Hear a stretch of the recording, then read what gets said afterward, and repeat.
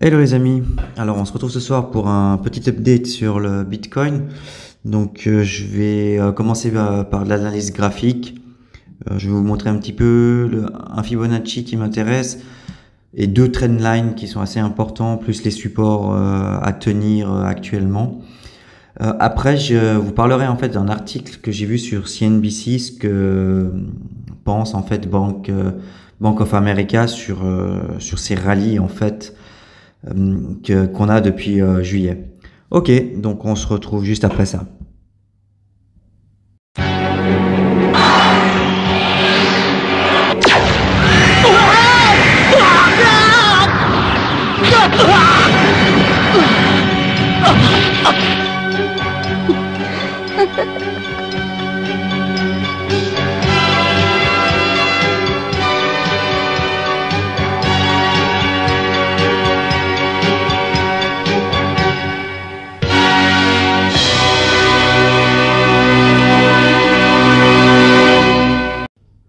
Voilà, donc sur le chart, ce que je voudrais d'abord, avant de vous montrer, donc c'est cette fameuse trendline qu'on a depuis la TH.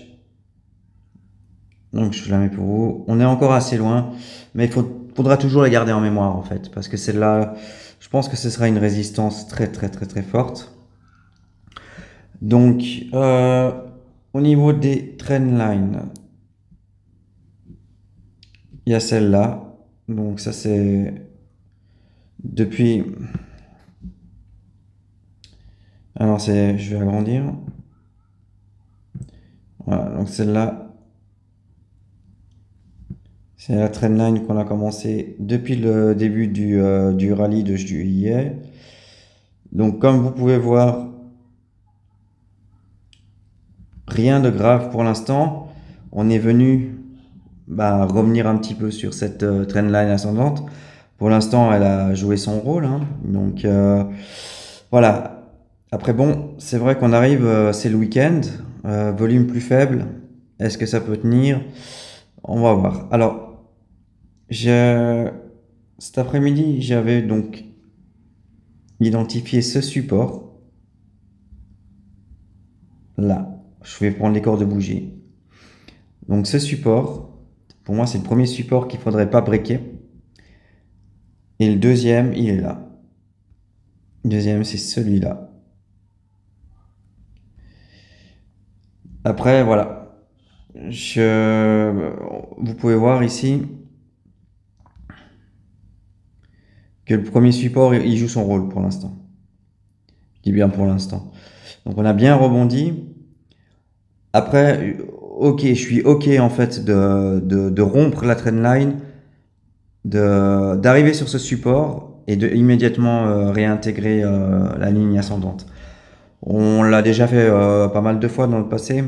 Donc le fait de breaker une ligne, ça veut pas toujours dire faut être short, ça va crasher. Non, on peut y aller un peu en dessous parce que moi les liquidités ils sont par là. C'est les liquidités à prendre, elles seront là. Donc forcément, si on va chercher les liquidités qui sont aux alentours des 20 700, eh ben ça risque de faire une petite mèche en dessous de la ligne support. Et alors, de toute façon après ça peut remonter. Donc voilà, j'aurais été plus à l'aise si on était début de semaine, mais là on est le week-end. C'est vrai que les volumes sont faibles en général le week-end. Donc, si jamais on veut faire bouger le marché, voilà, les baleines, elles n'ont pas besoin de beaucoup. Donc, est-ce qu'elles vont venir pour casser ce support et aller chercher les liquidités qui sont vers les 20 700? Ça, on va voir. Mais j'aimerais pas voir qu'on aille en dessous de ces 20 700. Là, ça commencerait à faire un petit peu trop. Alors évidemment, le prochain support, il est là, hein. Je vais prendre les corps de bougie encore. Il est au 19 300. Voilà, j'aimerais pas voir ça. Mais bon, voilà. Donc pour l'instant, voilà ce qu'on peut dire du BTC. Et voilà, je suis jamais à l'aise quand on arrive vers le week-end. Et voilà, on se retrouve maintenant avec l'article de CNBC dont je voulais vous parler.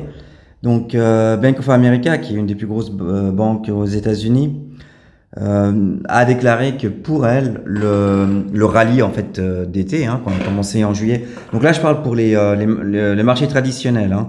Mais évidemment, comme le Bitcoin est beaucoup corrélé au marché traditionnel, et ben c'est pour ça que je vous en parle. Donc en fait, Bank of America pense que le rallye qu'on a commencé donc début juillet pourrait bientôt être fini d'ici 1, 2, 3 jours maximum.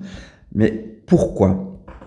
Alors ils ont fait une étude et ils ont comparé. Alors ils ont pris 43 périodes de bear market des rallyes de bear market depuis 1929, où le SP500 a fait un rallye de plus de 10% en fait. Voilà. Et ils ont analysé ça, et qu'est-ce qui est sorti en moyenne? Donc en moyenne, le rallye faisait 17,2% et durait en moyenne 39 jours. Donc voilà.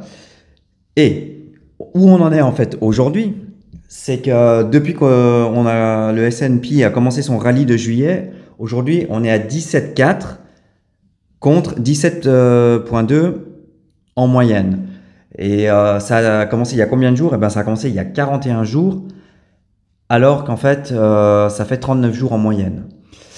Donc voilà, je voulais juste en fait vous en parler parce que c'est quelque chose peut-être qu'il faut garder aussi en mémoire, parce que si effectivement le rallye d'un bear market sur les marchés traditionnels se finissent, je pense que le Bitcoin va aller dans la même direction.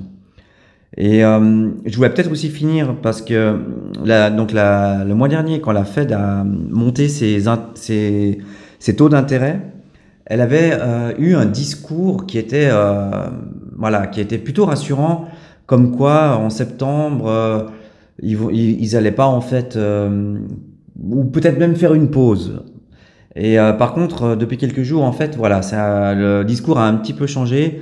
Et maintenant, on parle en fait de monter les taux d'intérêt en septembre de 0,75%. Donc voilà, donc ça aussi, ça peut ne pas aider. C'est énorme, hein. Je veux dire, le mois dernier, quand ils l'ont fait, ils l'ont déjà fait une fois, et je sais plus, c'était la fois où ils ont monté de taux d'intérêt le plus en, je sais pas, 50 ans. Je sais pas. Donc voilà, s'ils le font 2 fois de suite, bon, peut-être que les marchés vont pas aimer ça. Donc voilà, donc faire un petit peu attention à ce genre de nouvelles aussi sur les marchés traditionnels. Et puis, ben, je vous souhaite un bon week-end de trading et à bientôt. Salut les gars!